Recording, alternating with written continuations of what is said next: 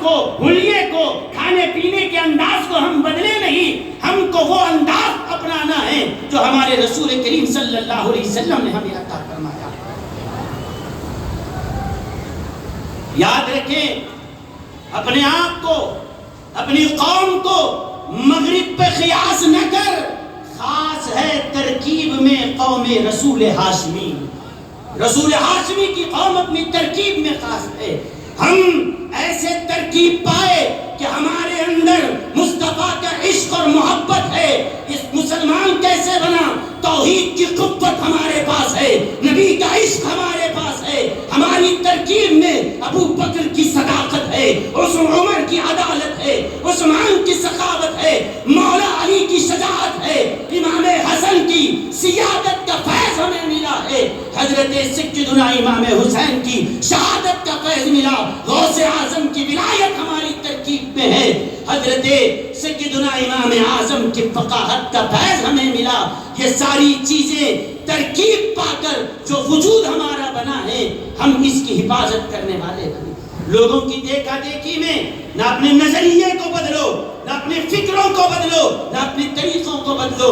جو طریقہ ہمیں مصطفیٰ سے، ان کے صحابہ اور اہل بیت سے ملا ہے، مرتے دم تک ہم اسی پہ قائم رہتے ہیں۔ حضرت سیدنا حذیفہ بن یمان رضی اللہ عنہ، ایک بادشاہ نے آپ کو بلایا، بادشاہ کے دسترخوان پہ بیٹھے ہیں۔ بادشاہ نے کہا خوب عمدہ عمدہ غذائیں رکھی ہوئی ہے۔ جب بادشاہ کے ساتھ کھا رہے تھے، اچانک ایک لقمہ ہاتھ سے گرا۔ حضرت حذیفہ نے دستر پہ سے وہ لقمہ اٹھایا، اس کو صاف کیا، کھا رہے تھے۔ بازو میں ایک شخص تھا، اس نے کہا حذیفہ یہ تمہارے گھر کا دسترخوان نہیں، یہ شاہی دسترخوان ہے، بادشاہ کے دستر کی توہین ہوگی، یہاں پر گری ہوئی چیز کو اٹھایا نہیں جاتا۔ کہاں ہے تم؟ وہاں پر بوریا نشی نہیں ہو، تم اپنے اس پرانی تہذیب میں نہیں ہو، تم ایک ماڈرن تہذیب میں ہو، تم بادشاہ کے دربار میں ہو، یہاں پر گری ہوئی چیز کو اٹھایا نہیں جاتا۔ دیکھو یہ اتنی بڑی مملکت کا بادشاہ ہے۔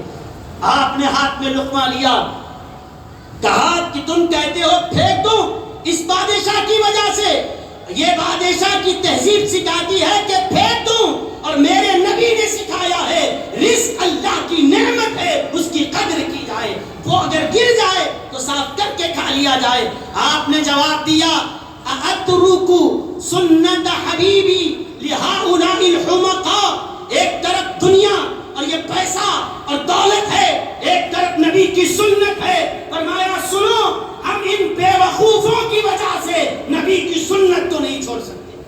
تم چاہے برا مانو یا اچھا مانو، تو ناراض ہوتا ہے پرواہ نہیں ہے، مصطفیٰ ہم سے ناراض ہو، نبی ہم سے ناراض نہ ہو، بس ہمیں یہی کرنا ہے، ہمیں کرنی ہے شہنشاہ بطحا کی رضا جوئی۔ وہ اپنے ہو گئے رحمت پروردگار اپنی، یہ اپنے ہو گئے تو اللہ خدا ہمارا، خدائی ہماری، سلطنت ہماری، سطوت ہماری، شوکت ہماری۔ اگر دامن مصطفیٰ ہاتھ سے چھوڑ دے، شریعت ہمارے ہاتھوں سے چلی جائے، پھر ذلیل اور رسوا ہو کے یہاں وہاں در بدر کی ٹھوکریں کھاتے پھریں گے۔ میرے بزرگوں اور دوستوں، جیسے ہمارا تشخص ہے لباس میں، ہماری ایک خاص پہچان ہے، اپنے کھانے پینے میں ہماری خاص پہچان ہے، زندگی کے الگ الگ معاملات میں ہمارے نکاح کرنے کا انداز الگ ہے، ہمارے کاروبار کرنے کا انداز الگ ہے۔ ایک خاص تشخص کے ساتھ اللہ کے حبیب علیہ الصلوۃ والسلام نے ہمیں تیار کیا، اور ہم چاہتے ہیں کہ ہم اپنی آئیڈینٹیفائی کھو دیں، اپنی یہ پہچان یہ چھوڑ دیں، اور یہ دنیا ہم سے ہماری یہ شناخت چھیننا چاہتی ہے۔ آپ ذرا مجمع آ جائے تو ٹوپی نکال کے جیب میں رکھنے ہیں، نہیں لوگ کیا سمجھیں گے؟ آپ سمجھتے ہیں کہ یہ کپڑے پہنوں تو کیا ایئرپورٹ پہ لوگ کیا دیکھیں گے؟ نہیں، یہ دنیا کو آپ جس نظر سے دیکھنا چاہیں گے ویسی نظر آئے گی۔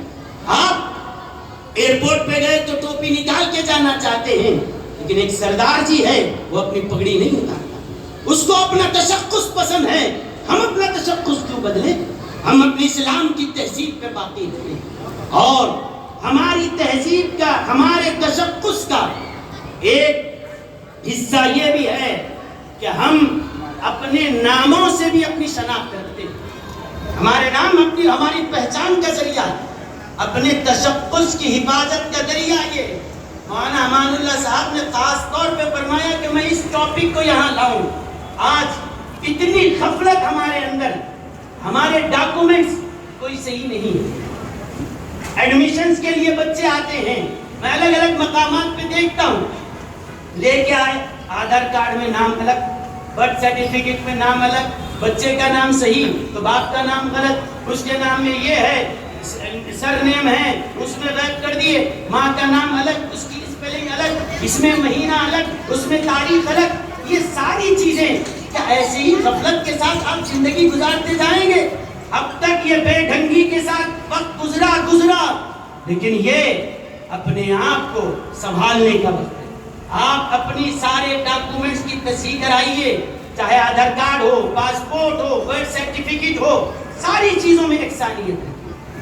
ایک لیٹر کا بھی فرق نہ آنے کا، جو نام اس میں ہے وہی نام سب میں ہو، ایک چیز مینٹین کرو۔ نہیں وہ ماموں کو بول دیا تم جا کے بناؤ، وہ چچا کو بول دیا ان کو کرا لو، وہ ایجنٹ کو دے دیا تو کر لے، یہ ذمہ داری کا کام ہے۔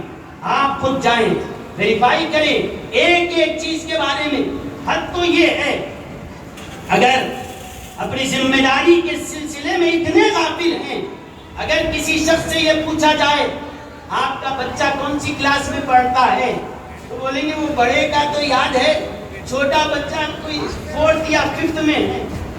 کیا ایک باپ اتنا غیر ذمہ دار ہوتا ہے کہ اس کو یہ تک نہیں پتا کہ اس کا بیٹا کس کلاس میں؟ کیا باپ ہونے کی ذمہ داری یہی ہے کہ مہینہ ہو جائے تو فیس بھر دے، ٹیوشن